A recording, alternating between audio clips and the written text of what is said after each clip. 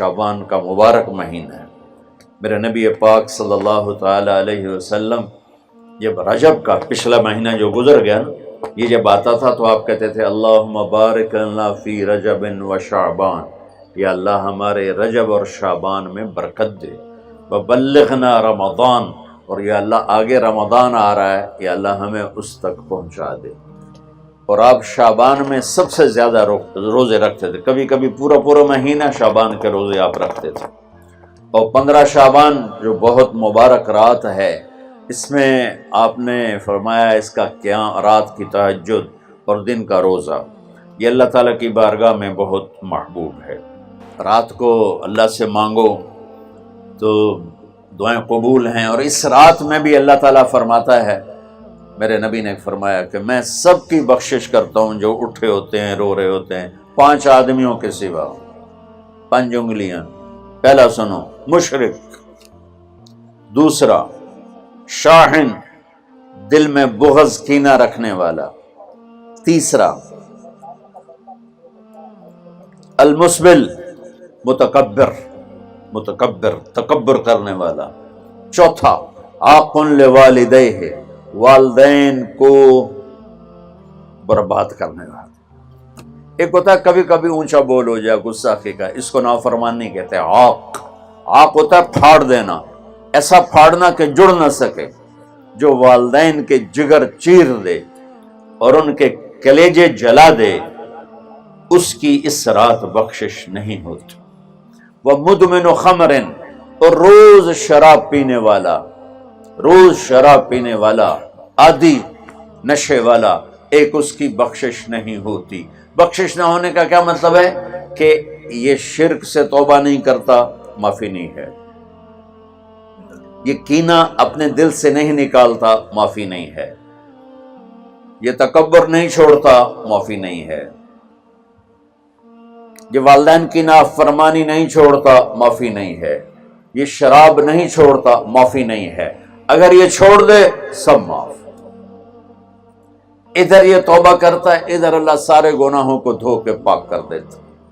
اور اللہ کی رحمت اتنی طاقتور ہے کہ میرا رب فرماتا ہے، یہ تو میں نے 5 غلطیاں بتائی ہیں، لیکن میرا رب فرماتا ہے میرا بندہ، میں تجھے عمر بھی دیتا ہوں، طاقت بھی دیتا ہوں، تو اتنے گناہ کر کے زمین فیصل آباد کی سے اٹھا کر آسمان کی چھت کو لگا دے، سوری دنیا گناہ گار ہو جائے نا تو آسمان کے چاند تک بھی گناہ نہیں جا سکتا۔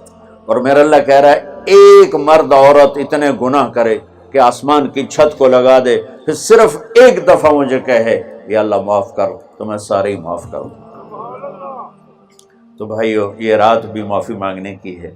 اور اگر رمضان کا مہینہ تو پورا معافی کا مہینہ ہے کہ دوزخ کے دروازے بند ہو جاتے ہیں، جنت کے دروازے کھول دیے جاتے ہیں، شیطان قید، آپ دیکھتے نہیں نمازی کیوں بڑھ جاتے ہیں رمضان شریف میں؟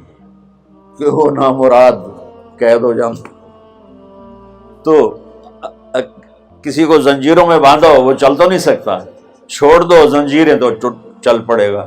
تو اللہ تعالی ہم سب کی حفاظت فرمائے، کوئی دعویٰ نہ کرے، لیکن جو تھوڑا سا غفلت میں ہوتا ہے تو ایمان کمزور ہوتا ہے، انہوں تو شیطان بن کے جاؤں ہی نہیں دیتا۔ جمعے جاواں گے، جمعے کئی جمعہ بھی نہیں پڑھتے، عید تے جاواں گے، کوئی عید بھی نہیں پڑھتا۔ یہیں یہ ایک نگینہ سینما کے مالک نے بیان کروایا تھا، اور اس نے بعد میں اس سینما کو گرا دیا، آج کل وہ کینیڈا میں ہوتا ہے۔ تو وہ سینمے کا جو تھا نا مینیجر، وہ میرے پاس آیا، کہا مولانا آج میں پہلی نماز پڑھی ہے۔ وہاں ہم نے مغرب کی نماز پڑھی، اس کے بعد بیان ہوا، بیان کے بعد وہ اتنا ہنگامہ ہوا کہ رش بہت تھا، تو وہاں نماز پڑھی نہیں جا سکے۔ ہم نے کہنے لگا، میں چل رہا تھا میرے ساتھ ساتھ، مولانا آج میں پہلی نماز پڑھی۔ میں نے کہا کیا مطلب؟ کہا جی یہی کہ آج زندگی دی پہلی نماز پڑھی، ہوگا راؤنڈ اباؤٹ 40-45 سال کا۔ میں کہا پہلی نماز؟ ہاں جی پہلی نماز۔ جمعہ پڑھے؟ نہیں کدی نہیں۔ عید؟ نہیں کدی نہیں، آج پہلی نماز تھوڑے پیچھے پڑھی۔ شیطان جب قید ہوتا ہے تو زنجیریں کھل جاتی ہیں، تو نمازی بڑھنا شروع ہو جاتی۔ اس کے بعد جو گھٹتے ہیں نا، تو شیطان کی وجہ سے نہیں، اپنی عادت اور سستی کی وجہ سے۔ پہلے 2-3 دن بڑا جوش ہوتا ہے، پھر اس کے بعد گھٹتے ادھے کو پھر نکل جاندے ہیں، ادھے رہ جاندے ہیں۔ تو تراویح میں پہلے پوری مسجد بھرے گی، پھر ایک صف جائے گی، پھر دوسری جائے گی، پھر تیسری جائے گی۔ تو بھائیو یہ رمضان آ رہا ہے، دیکھو میں ہاتھ جوڑتا ہوں، نماز 5 وقت سارا سال فرض ہے، لیکن روزے کی برکت سے کیا ہوتا ہے، شیطان قید ہو جاتا ہے، تو وہ سارے بھاگے آ رہے ہوتے ہیں۔ اللہ سے مانگ لو اس رمضان میں کہ یا اللہ ایسی توفیق دے کہ موت تک نماز نہ چھوٹ۔